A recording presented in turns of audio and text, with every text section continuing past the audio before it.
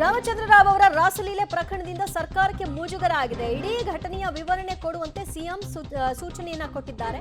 DGP Ramachandra Rao ವಿರುದ್ಧ ರಾಸಲೀಲೆ ಆರೋಪ ಸಂಬಂಧ ಗೃಹ ಇಲಾಖೆಗೆ ಸಮಗ್ರ ವರದಿ ಕೊಡುವಂತೆ ಸಿಎಂ ಸಿದ್ದರಾಮಯ್ಯ ಅವರಿಂದ ಸೂಚನೆಯನ್ನ ಕೊಡಲಾಗಿದೆ.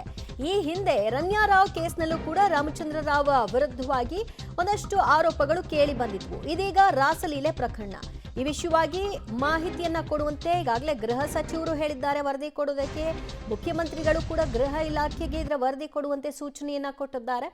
ಈ ನಂತರದಲ್ಲಿ ರಾಮಚಂದ್ರ ರಾವ್ ಅವರ ನಡವಳಿಕೆ ಏನಾಗುತ್ತೆ ಅನ್ನೋದು ಈಗ ಇರುವಂತಹ ಯಕ್ಷ ಪ್ರಶ್ನೆ.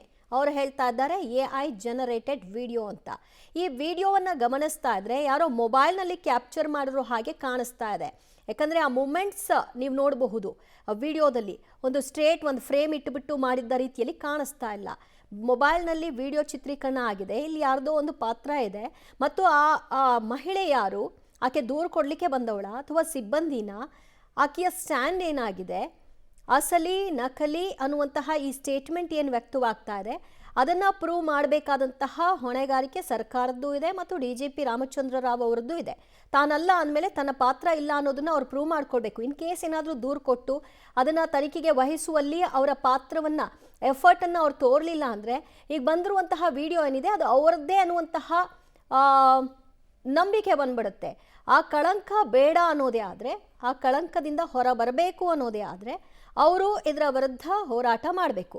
ಯಾರು ಕ್ರಿಯೇಟ್ ಮಾಡಿದ್ದಾರೆ, ಇನ್ ಕೇಸ್ ಅವ್ರ ಹೆಸರನ್ನ ಹಾಳು ಮಾಡಬೇಕು, ಅವರಿಗೆ ಕಳಂಕ ತರಬೇಕು, ಅವರ ತೇಜೋವಧೆ ಆಗಬೇಕು ಅಂತಲೇ ಯಾರಾದರೂ ಬಯಸಿದ್ದಾರೆ ಅನ್ನೋದಾದರೂ ಆ ಒಂದು ಇರಬೇಕಲ್ಲ. ನಂದಲ್ಲ ಆ ಪಾತ್ರ ಅಂದಮೇಲೆ ಯಾರನ್ನಾದರೂ ನನ್ನನ್ನು ಗುರಿ ಮಾಡಿದ್ದಾರೆ ಅಂದರೆ ಅವ್ರ ವಿರುದ್ಧವಾಗಿ ನನ್ನ ಕ್ರಮ ತೆಗೆದುಕೊಳ್ಳುವಂತೆ ಒತ್ತಾಯಿಸ್ತೀನಿ ಅಂತ. ಆ ಚಾಲೆಂಜ್ ಈಗ ರಾಮಚಂದ್ರ ರಾವ್ ತೆಗೆದುಕೊಳ್ತಾರಾ ನೋಡಬೇಕು. ಗೃಹ ಸಚಿವರು ಈಗಾಗಲೇ ವರದಿ ಕೊಡುವಂತೆ ಹೇಳಿದ್ದಾರೆ. ಮೌಖಿಕವಾಗಿ ಏನಾಗಿದೆ ಅನ್ನೋದರ ಬಗ್ಗೆಯೂ ಕೂಡ ಮಾಹಿತಿಯನ್ನು ಪಡ್ಕೊಂಡಿದ್ದಾರೆ. ಸಿಎಂ ಸಿದ್ದರಾಮಯ್ಯನವರು ಕೂಡ ಗೃಹ ಇಲಾಖೆಗೆ ವರದಿ ಕೊಡುವಂತೆ ಸೂಚನೆಯನ್ನು ಕೊಟ್ಟಿದ್ದಾರೆ. ವರದಿಯನ್ನು ಕೊಡಲಿಕ್ಕೆ ಎಷ್ಟು ಸಮಯ ತೆಗೆದುಕೊಳ್ತಾರೆ, ಅದರ ಆಧಾರದ ಮೇಲೆ ಇವರು ಕ್ರಮ ತೆಗೆದುಕೊಳ್ಬೇಕಾ ಬೇಡವಾ ಅಂತ ನಿರ್ಧಾರ ಮಾಡಲಿಕ್ಕೆ ಇವರು ಎಷ್ಟು ಸಮಯ ತೆಗೆದುಕೊಳ್ತಾರೆ. ಅಷ್ಟೊತ್ತಿಗೆ ಪ್ರಕರಣ ಸತ್ತು ಹೋಗುತ್ತೆ, ಈ ಒಂದು ವಿಷಯ ಸತ್ತು ಹೋಗುತ್ತೆ, ಮುಂದೆ ಯಾವುದೋ ಬರುತ್ತೆ ಅಂತ ಸುಮ್ಮನಾದರೆ ಇವರ ಮೇಲಿರುವಂತಹ ಆರೋಪ ಅದು ನಿಂತು ಹೋಗ್ಬಿಡುತ್ತೆ, ಅಲ್ಲಿಗೆ ಇದ್ದು ಬಿಡುತ್ತೆ. DGP ರಾಮಚಂದ್ರ ರಾವ್ ತಮ್ಮ ಕಚೇರಿಯಲ್ಲಿ ಸಮವಸ್ತ್ರದಲ್ಲಿ ಇರೋ ಹೊತ್ತಲ್ಲಿ ಮಹಿಳೆಯ ಜೊತೆಗೆ ನಡ್ಕೊಂಡಂತಹ ವಿಡಿಯೋ ಸಂಬಂಧ ಹೊರಕ್ಕೆ ಬಂದಿದೆ.